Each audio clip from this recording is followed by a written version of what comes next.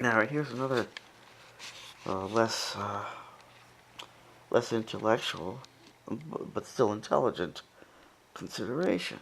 This week was a heat wave. Temperatures in the 90s.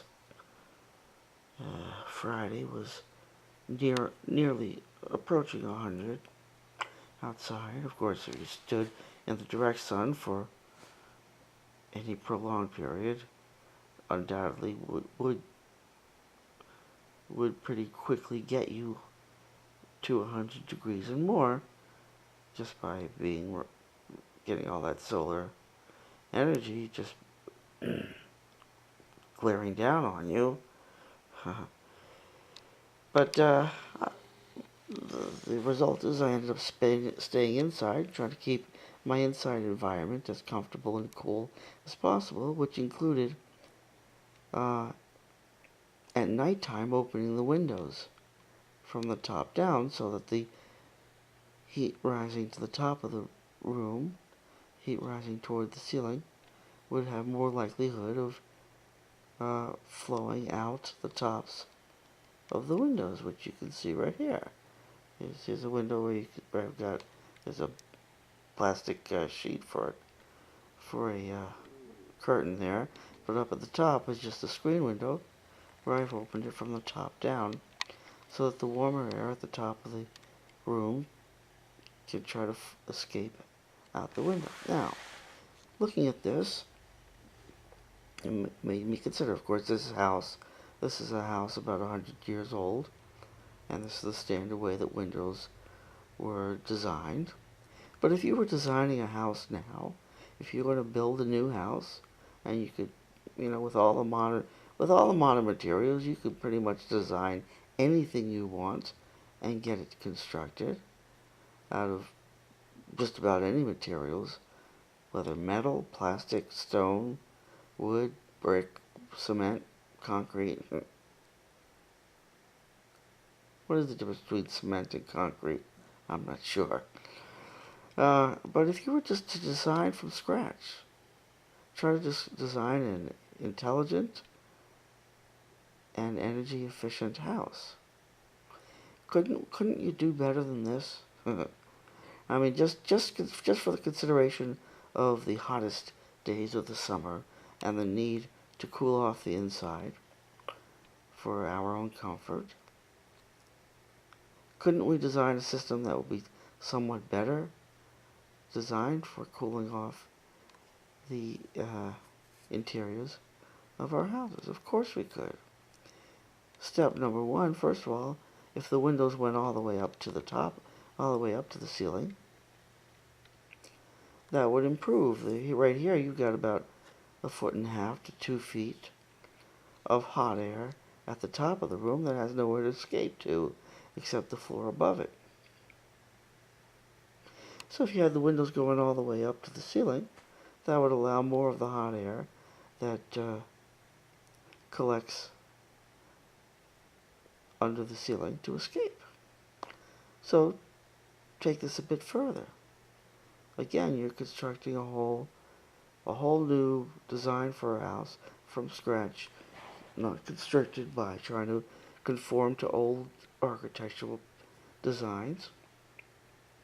Why not have all around the top of the room under the ceiling a whole panel, a whole screen panel all the way around the room that you could easily just pull a lever or flick a switch or pull a cord, and it would drop down the top 2 or 3 feet. This is, of course, again, in the middle of summer and the hottest time of the year, and you could have a whole screening for the top 2 or 3 feet of the room that you could instantly open up, and all the hot air that collects at the ceiling would practically instantly flow right out the sides of the room, right out into the outside. That would automatically make the rooms several degrees cooler. just by letting all that hot air that rises automatically go right out. And then, of course, if you built fans into the whole system, all around the room, a whole fan system, it would really just blow it all right out the room. And of course, the fans could be powered by solar panels that are right on the outside. Right on the other side of the screens would be these solar photovoltaic cell panels that would power the fan. So as soon as the sun is beating down on them and heating up the room, that would automatically switch on the fans. That would blow all this hot air right out the top of the ceiling of the room, right outside. Wouldn't you do that if you were designing from scratch a new building? And why shouldn't you? Why wouldn't you? Why wouldn't you automatically incorporate these kind of designs into a new building that you were, a new home that you were constructing? The only reason I can think is sheer laziness or fear of the unknown. Thinking, oh no, this is the way how windows are designed, always have been, and so always should be. Who am I to question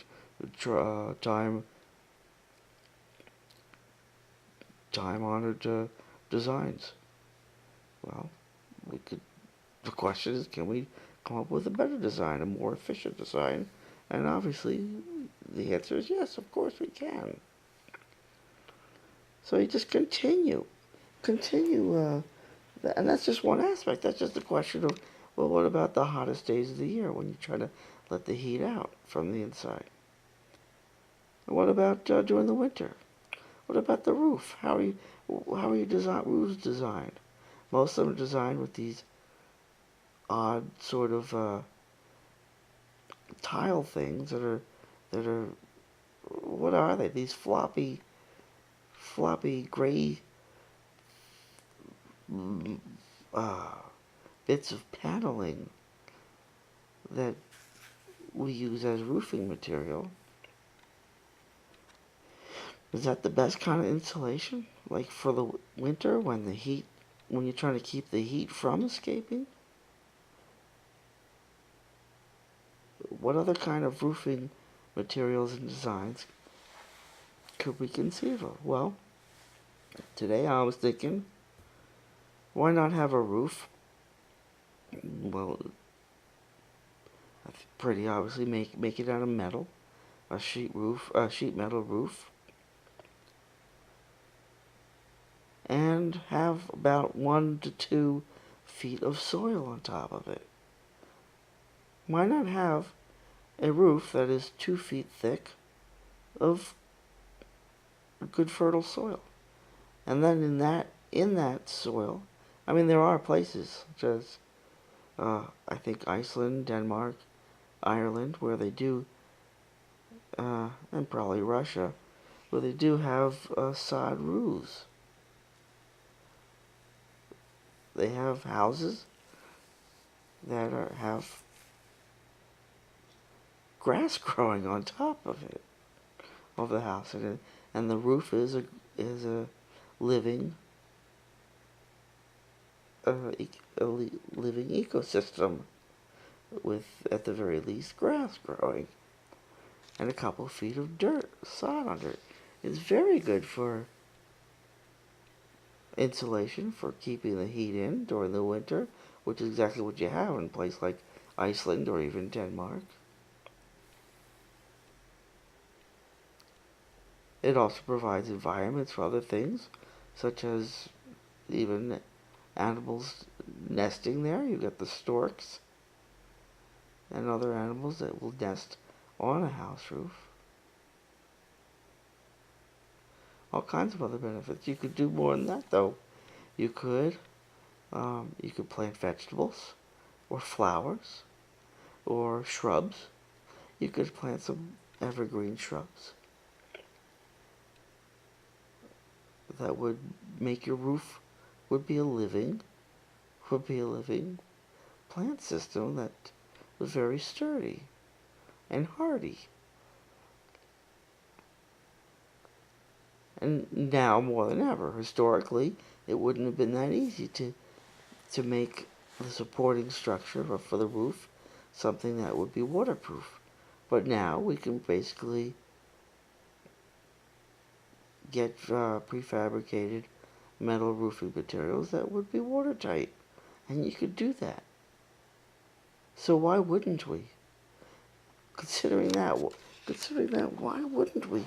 Wouldn't that be the most efficient system for the winter? For keeping the heat in?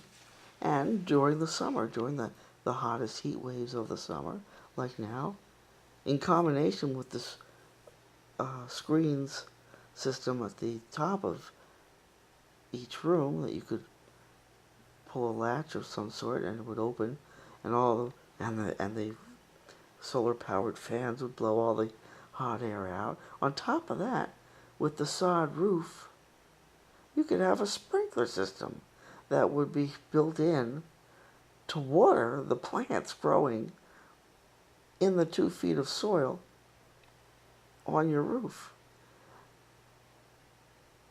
which undoubtedly would serve as a very natural air conditioning system for the inside of the house, as well as watering the plants growing on the roof. You would turn on your sprinkler, it would water the roof, and the cooler temperatures of the water would seep down into the interior of the building, of the house, because the hot air rises, and so the cooler temperatures from the water that you watered your roof with would be like a water, just like your radiator system in your car is designed for water to cool down the engine. And so turning on the roof sprinklers, the hose of the water hose, the roof would make a natural radiator air cooling system for the inside of the house. Tell me, do any of those ideas make sense? Do all of those ideas make sense? And does it make sense that these ideas seem to be ideas that are generally absolutely not at all employed in our society, no matter how many new buildings are constructed? Does that make sense?